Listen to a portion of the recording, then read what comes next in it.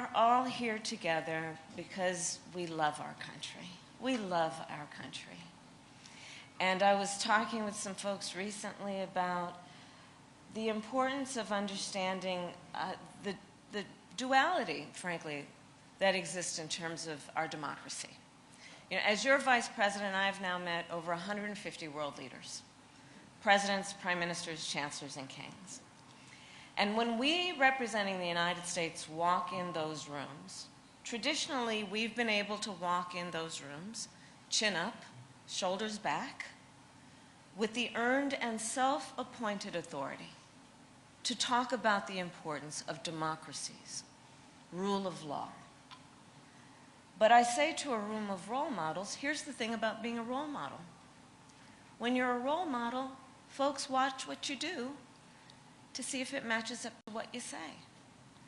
And I tell you, because I have traveled the country recently, including the many, many trips that I've taken over the last almost 4 years, but recently, in particular, where world leaders, allies, have come up to me. We're now on a first-name basis. I've met with so many of them so many times. And they have said to me, Kamala, I hope you guys are going to be okay. One of the things that I think about and weighs on me sometimes is I hope we as Americans really understand how important we are to the world. We are so important to the world. Those people who fight for democracy, who fight for freedom, who fight for a life in which they can have opportunity, they hold us up and they hold us out as a model. And that, as much as anything, is at stake right now in this election. And I know I'm speaking to a group of people who know that and know that well. You know, I was raised to believe that hard work is important. It is important to look out for each other. It is important to understand that the vast majority of us have so much more in common than what separates us. I was raised in a community of folks who understood that when we stand together, when we look for commonality, that's when we thrive. And part of what we know has been happening in the last several years in our country is there's some powerful forces that are trying to divide us as Americans, would have us and cheer us on if we point fingers at one another. There's this kind of backward thinking coming from some folks that suggests that the measure of the strength of a leader is based on who you beat down, instead of what we know, which is the real measure of the strength of a leader is based on who you lift up. That's strength. But truly, but I mean that intentionally. It's not only good and right, that's strength. Because that's part of what is the perversion of what some people are suggesting. As though it is a sign of weakness to have empathy, to have some level of concern and care about the suffering of other people, and then take it upon oneself to do something about that. That is about lifting the condition of your fellow human being. So when we think about what's at stake in this election, whoa, it's packed with some stuff. It's packed with some fundamental stuff. I say rather articulately. There's so much at stake. Mayor, you mentioned John McCain. Okay, so I'll tell you, I was in the United States Senate for about 4 years, and I worked with John McCain.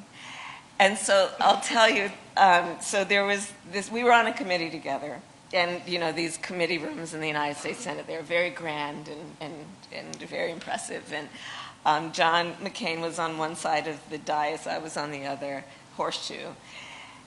And he's going after me. He's going after me. We're having some conversation. I think it was about one of the nominees. This is during President Trump's years. He's going after me. And I'm going back after him. I'm going back after him. And that was it. And this is what the public saw. And then I step onto the floor of the well of the Senate later that day. We had votes. And I passed by John McCain. And he looks at me and he says, "Kid, come over here. You're going to make a great senator." True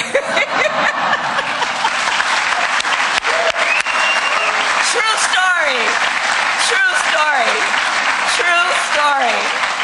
That was John McCain. That was John McCain. I was talking about him last night at a rally, right? John McCain, who, we didn't agree on everything. But man, I mean, what about an incredible American hero? Again, strength. Strength, right? We know what the former president said about John McCain. I'm not going to repeat it here. But strength. John McCain stood on principle. He stood on a belief in the importance of patriotism, of sacrifice, of what we stand for as a country. And part of what I talked about at a rally last night is I shared with the folks in the room. I was there on the Senate floor way into the middle of the night when it was yet another attempt of the former president to get rid of the Affordable Care Act, which, as we know, has been literally a lifesaver for people, right? What it has done. People of this state have always shown extraordinary courage to stand up for the principles upon which we as a country were founded. And I thank you for that. I thank you for that. I know we are going to win this election, and it is not going to be easy. There are forces at play that are making us as Americans, I think, call into question certain fundamentals that we've always taken for granted. That is part of our pride. Freedom. Freedom. Freedom from the government making decisions about a person's body, a woman's body. Freedom to just be. Freedom over matters of heart and home, I like to say. Fundamental principles around the importance of rule of law. Whether we should actually be concerned and have a question, a legitimate question, in an election for President of the United States, the Commander-in-Chief, of whether they will abide by the oath. But imagine, that's a legitimate question we are asking. It's not rhetorical. It's a legitimate question we are asking. He who said that he would, quote, terminate the Constitution of the United States. He who said he would be a dictator on day one. He who intends a bipartisan council of advisors who can then give feedback on policy as we go forward. Because here's the thing I also understand and feel strongly about. In order for us as America to maintain our status as the strongest democracy in the world, we need a healthy two-party system. We have to have a healthy two-party system. We have to. It's in the best interest of all of us.